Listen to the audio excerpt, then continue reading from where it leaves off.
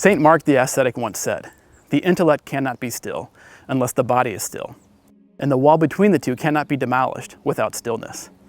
See, stillness was one of the ancient practices of the early church. It was one of the disciplines that they would follow to gain awareness of the presence of God and awareness of self. So there's a story about a man, and he was miserable, he was depressed, and so he looked up the famed psychologist, Dr. Carl Jung. He goes and tells Dr. Jung what's going on, and the doctor tells him, "Here's what I want you to do. I want you to reduce your 14-hour work days, go home in the evening and spend time alone." So the man does this, he takes the doctor's advice, a couple weeks go by, and nothing gets better. So he calls Dr. Jung back up and says, "Hey, I did what you told me to do, and things they're about the same as they were before." So Dr. Jung says, "Well, tell me exactly what you did."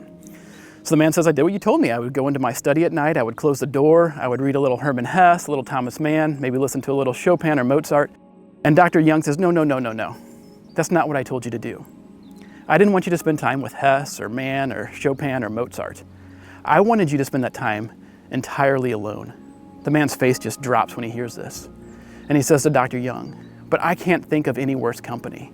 To which Dr. Jung replies, "And yet that is the self that you inflict on others 14 hours a day." See, we need stillness to see ourselves clearly. The early Desert Fathers would say, just as you cannot see your own reflection in the water unless it's calm, we cannot see ourselves as we truly are without stillness.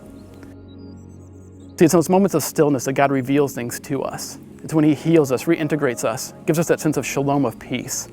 And then we can take that renewed self back into the world, back into our workplaces, back into our families and our relationships. And we can be present differently and we can lead differently. So that's one of the things that we're going to talk about this Thursday night. If you haven't registered, go ahead and do that.